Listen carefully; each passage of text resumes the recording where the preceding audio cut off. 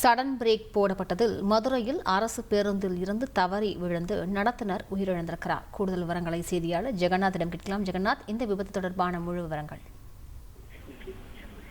வணக்கம். மதுரை மாட்டுத்தாவணி பேருந்து நிலையத்திலிருந்து நேற்று இரவு தஞ்சாவூரை நோக்கி அரசு பேருந்து ஒன்று புறப்பட்டு சென்று கொண்டிருந்தது. அதில் நடத்துனராக பணியில் இருந்தவர் புதுக்கோட்டை விசலூர் பகுதியைச் சேர்ந்த கருப்பையா. அவர் டிக்கெட் வழங்கி கொண்டிருந்தார். அப்போது மதுரை ஒத்தக்கடை பகுதியில் திருச்சி சாலையில் பேருந்து வேகமாக சென்று கொண்டிருந்த போது சாலையின் நடுவே வைக்கப்பட்டிருந்த இரும்பு தடுப்பு இருந்ததால் பிரேக் எடுத்த போது பேருந்தின் கதவு மூடாமல் இருந்தால் திடீரென பேருந்தில் இருந்து படிக்கட்டு வழியாக நடத்துனர் கருப்பையா சாலையில் தவறு விழுந்துள்ளார்.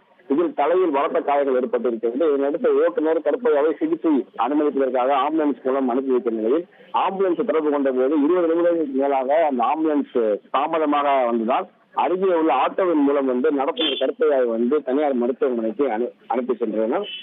அப்போது மருத்துவர்கள் கருப்பையாவை உடலை சோதித்து பார்த்தபோது அவர் உயிரிழந்ததாக தெரிய வந்துள்ளது. இதனை அடுத்து அவரது உடலானது உடற்கூறு ஆய்வுக்காக மதுரை அரசு ராஜீவ் மருத்துவமனை வைக்கப்பட்டிருக்கிறது.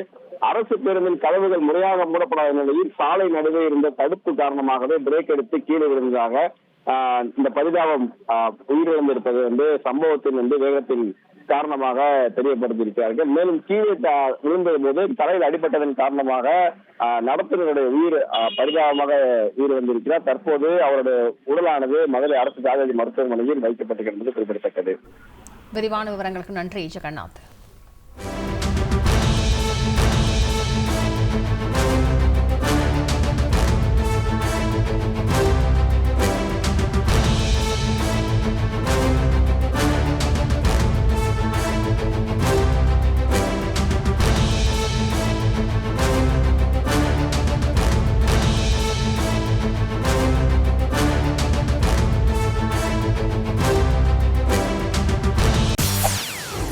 செய்திகளை உடனுக்குடன் தெரிந்து கொள்ள உடனே சப்ஸ்கிரைப் பண்ணுங்க.